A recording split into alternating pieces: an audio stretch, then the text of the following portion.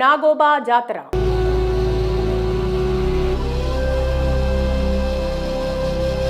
అడవి బిడ్డలు, ఆదివాసీలు అత్యంత పవిత్రంగా జరుపుకునే పండుగల్లో ఒకటి నాగోబా జాతర. తెలంగాణ రాష్ట్రంలో మేడారం తర్వాత నాగోబా జాతరను పెద్ద ఎత్తున నిర్వహిస్తుంటారు.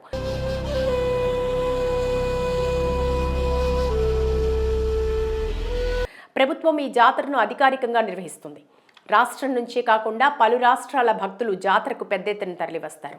ఈ నేపథ్యంలో ప్రతిసారిలాగే ఈసారి కూడా ఈ జాతరను ఈ నెల 28 నుంచి ఘనంగా జరుపుకునేందుకు సర్వం సిద్ధమైంది.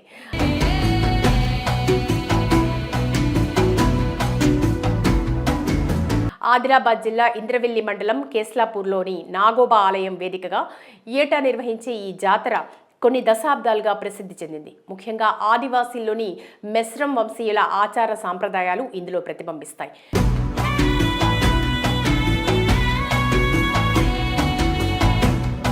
పుష్యమాస అమావాస్య నుంచి ప్రక్రియ మొదలవుతుంది. ఇప్పటికే ప్రచార రథయాత్ర పూర్తి చేసిన వంశీయులు ప్రస్తుతం గంగాజల సేకరణ పాదయాత్రను కొనసాగిస్తున్నారు. మరి ఈ జాతర గురించి వెనుకున్న అసలు చరిత్ర, ప్రత్యేకతలు, వివిధ విషయాలు ఇప్పుడు చూద్దాం.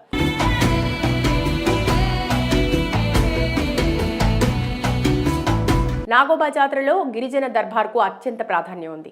1940లో గిరిజన పోరాట యోధుడు కుమరం భీం వీరమరణం తర్వాత అప్పటి నిజాం సర్కార్ గిరిజనుల్లో అసంతృప్తి, తిరుగుబాటుకు కారణాలపై పరిశోధన కోసం మానవ పరిణామ శాస్త్రవేత్త లండన్కి చెందిన హైమాన్ గార్ను నియమించారు. ఆయన అప్పట్లో తన సతీమణి బెట్టి ఎలిజబెత్తో ఇక్కడికి వచ్చి జైనూర్ మండలం మార్లావాయిలో స్థిరపడ్డారు.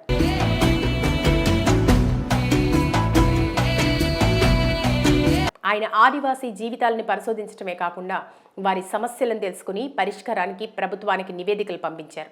గిరిజన ప్రజల కోసం వివిధ విద్య, ఇతర పథకాల అమలుకు కృషి చేశారు. అన్ని దేశీయ సంస్కృతులు, భాషలను సంరక్షించడం కోసం ప్రభుత్వాలకు సూచనలు చేశారు.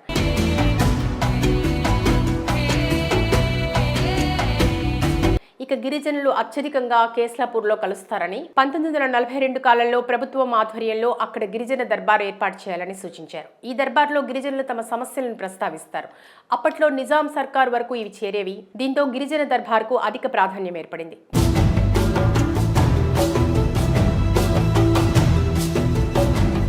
దేశం కాని దేశం వచ్చి ఇక్కడి గిరిజనుల కోసం విశేషంగా కృషి చేసిన దివంగత హైమాన్లార్, ఆయన సతీమణి బెట్టి ఎలిజబెత్ దంపతుల విగ్రహాలను మార్లవై గ్రామంలో ఏర్పాటు చేశారు. ఏటా ఆ దంపతుల వర్ధంతిని గిరిజనులు నిర్వహిస్తున్నారు.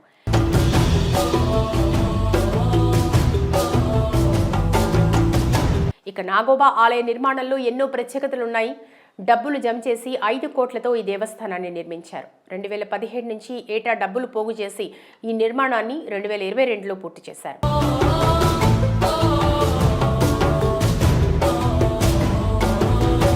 ఆంధ్రప్రదేశ్ రాష్ట్రం కర్నూలు జిల్లా ఆళ్లగడ్డ ప్రాంతానికి చెందిన శిల్పి తలారి రమేష్ అక్కడే రాతిపై శిల్పాలు చెక్కించారు. వాటిని కేస్లాపూర్కు తీసుకొచ్చి ఆలయ నిర్మాణంలో ఉపయోగించారు.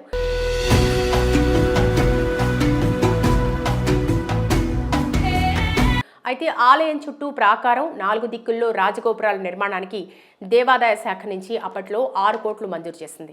నిర్మాణాలు కూడా పూర్తయ్యాయి. ప్రస్తుతం నూతనంగా నిర్మించిన ఆలయంలోనే 3 ఏళ్లుగా జాతర నిర్వహిస్తున్నారు.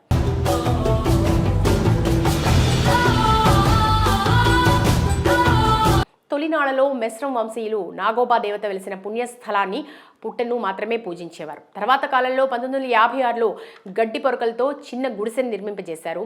తర్వాత దాన్ని పూజించసాగారు. 1995లో సిమెంట్ ఇటుకలతో చిన్న మందిరాన్ని నిర్మించి పూజలు చేశారు. 2000 సంవత్సరంలో ఆధునికతను జోడిస్తూ ప్రభుత్వ సహకారంతో మందిరాన్ని నిర్మించారు.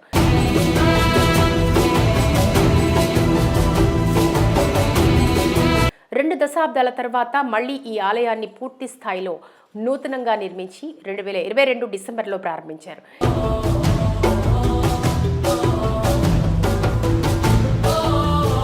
ఈ ఆలయం గర్భగుడి ద్వారమే నాగదేవత పడగ, మెస్రం వంశీయుల ఆచారాలు, సంస్కృతి, పద్ధతులు కళ్లకు కట్టేలా ఆలయ మండపంలోని స్తంభాలపై శిల్పాలు చెక్కారు. ఒకప్పటి గోండ్వానా రాజ్యం చిహ్నాలు కూడా ఇక్కడ కనిపిస్తాయి.